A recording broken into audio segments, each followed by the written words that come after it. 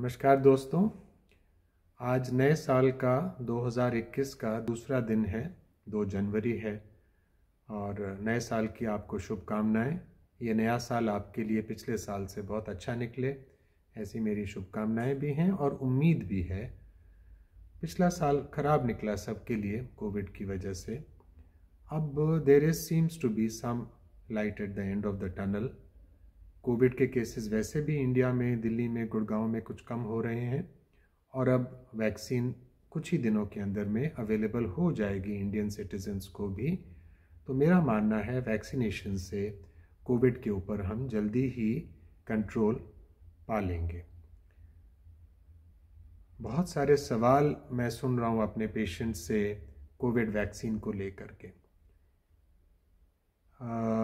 ये सेफ़ है कि नहीं। हमने तो सुना था कि वैक्सीन्स को डेवलप होने में, रिसर्च होने में, सेफ्टी स्टडीज़ होने में 5 से लेके अमूमन 10 साल लग जाते हैं। तो ये 1 साल के अंदर कैसे बन गई? कुछ फिशी तो नहीं है, कुछ जल्दबाजी तो नहीं की गई, पॉलिटिकल प्रेशर्स की वजह से जल्दी तो नहीं निकाला जा रहा, have the proper procedures being followed, इस किस्म के सवाल हैं। एफिकेसी इसकी कितनी रहेगी, कितनी देर तक रहेगी, अगर मुझे हो गया पहले तो क्या मुझे लगवानी चाहिए कि नहीं। अलग अलग तरह की वैक्सीन्स के नाम सुनाई दे रहे हैं। कोई mRNA वैक्सीन है, कोई यूएसए में अलग लग रही है, ब्रिटेन में अलग लग रही है, इंडिया में कोई दूसरी मिलेगी। तो अगर मेरे पास चॉइस हो तो मैं कौन सी लगवाऊं? और पहली बात, लगवाऊं भी कि नहीं, अभी देख लूं।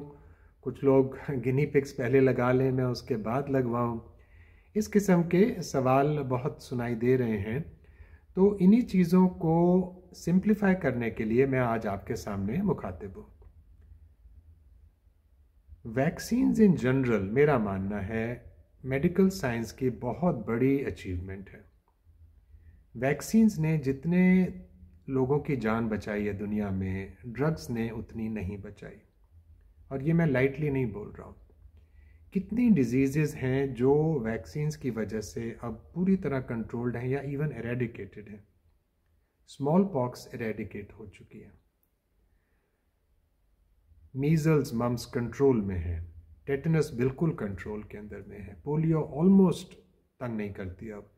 These achievements have been because of vaccination. ये हर्ड इम्यूनिटी से नहीं हुई हैं, ये वैक्सीन से हुई हैं। हर्ड इम्यूनिटी से भी कुछ अचीवमेंट्स हो सकती हैं, but it is too heavy a price.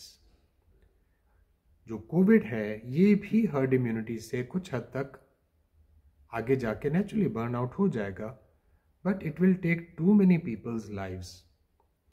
Vaccines on the other hand एक सेफ तरीका है इस बीमारी को, इस पेंडेमिक को कंट्रोल करने के लिए, ऐसा मेरा बड़ा क्लियरली मानना है।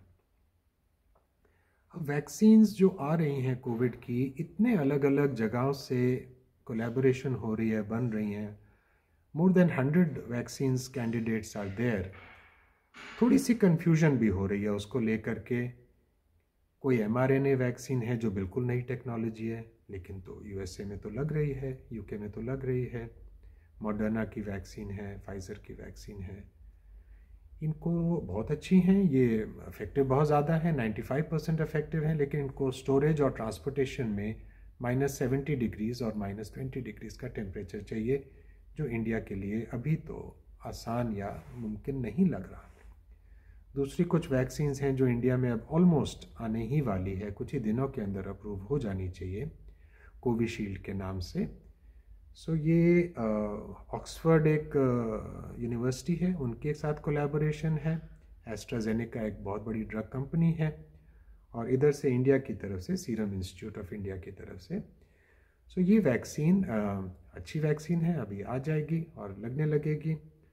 कोवैक्सीन भी है जो हमारी बिल्कुल इंडिजिनस वैक्सीन है, भारत बायोटेक और ICMR के साथ जुड़ के बन रही है। तो थोड़ी सी कन्फ्यूजन है कि इतनी सारी हैं तो क्या होगा। जितनी भी वैक्सीन्स बन रही हैं सारे ठीक से टेस्ट होके बन रही हैं, सबकी एफिकेसी तकरीबन 70 से लेकर 90-95% तक है, सब बहुत अच्छी हैं। सेफ्टी किसी की 19-20 ज़्यादा, किसी की 19-20 कम है। साइड इफ़ेक्ट्स के बारे में अभी हम बात करेंगे। सब की सब तकरीबन 2 बार लगेंगी। गैप 2 हफ्ते का भी हो सकता है, 3 का या 4 का भी हो सकता है। सो मेरा ये मानना है कि जो भी वैक्सीन्स आपके लिए अप्रूव होके आती है वो ठीक है, उसको लगवाना चाहिए।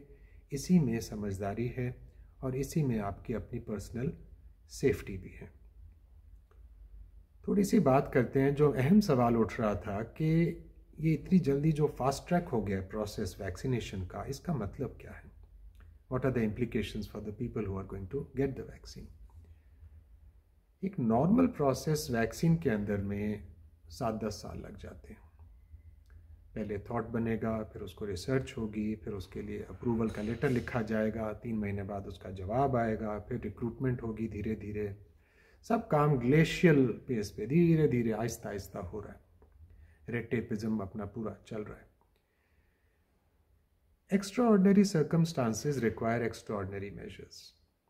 अब ये जो हो रहा है ये बहुत ही अनयूजुअल है। सो नेचुरली सब चीज़ें बहुत फास्ट ट्रैक हो रही हैं। जो चीज़ें सीक्वेंशली हुआ करती थी वैक्सीन रिसर्च में, अप्रूवल्स में, अब वो साइमल्टेनियसली हो रही हैं। साइंटिफिक रिगर में और रिसर्च के अंदर में कोई कमी या कोई गड़बड़ मेरे को तो दिखाई नहीं दे रही। या मेरी बात छोड़िए, जो लोग इसको ठीक से समझ रहे हैं, देख रहे हैं, स्टडी कर रहे हैं, वो भी कोई जल्दबाजी इसमें नहीं कर रहे। सो मेरा तो मानना है कि ये वैक्सीन्स सेफ साबित होंगी। साइड इफ़ेक्ट्स क्या हैं इनके? काफ़ी बड़े आ रहे हैं। किसी को ट्रांसवर्स माइलाइटिस हो गया, किसी को एनाफिलैक्सिस हो गया।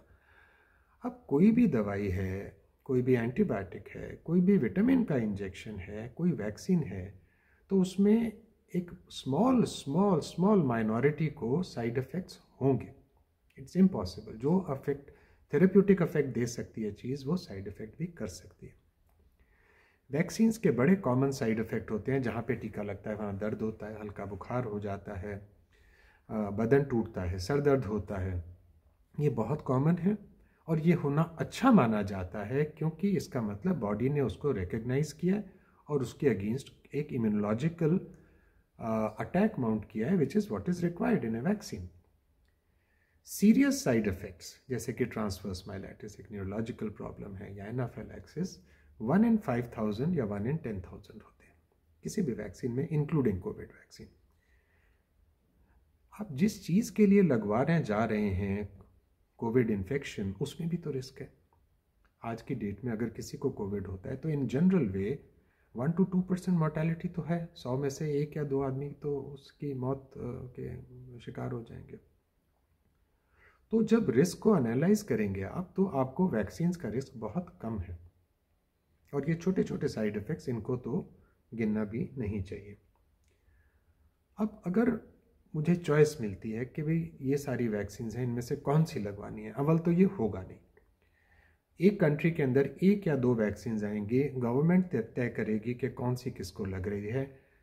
मेरा तो ये मानना है कि जो भी आपके लिए आती है आपको उसको लगवा लेना चाहिए। मान लीजिए आप कहते हैं कि आपको पहले ही कोविड हो गया था, पीछे मार्च अप्रैल में ही हो गया आपको, क्या अब आपको लगवानी चाहिए? बिल्कुल लगवानी चाहिए।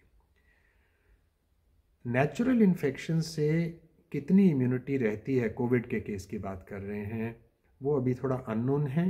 और ये पक्का नोन है कि वैक्सीन से जो इम्यूनिटी है वो ज़्यादा स्ट्रॉन्ग, रोबस्ट और लॉन्ग लास्टिंग है as oppose to natural infection. और this is contrary to what we already knew. Most disease के अंदर में जब डिजीज़ होती है तो इम्यूनिटी ज़्यादा अच्छी रहती है, वैक्सीन इंड्यूस्ड इम्यूनिटी उससे थोड़ी पीछे रहती है। लेकिन कोविड में इससे उल्टा है, वैक्सीन की इम्यूनिटी बहुत अच्छी है। ऐसा क्यों हो रहा है? क्योंकि कोविड है ही थोड़ी सी अजीब सी डिजीज़। ये आपके इम्यून सिस्टम को हाईजैक कर लेती है जब ये हो रही होती है। तो जब ये इन्फेक्शन आपको होती है तो आपका इम्यून सिस्टम हाईजैक हो जाता है, वो कुछ प्रॉपर एंटीबॉडीज बना भी नहीं पाता।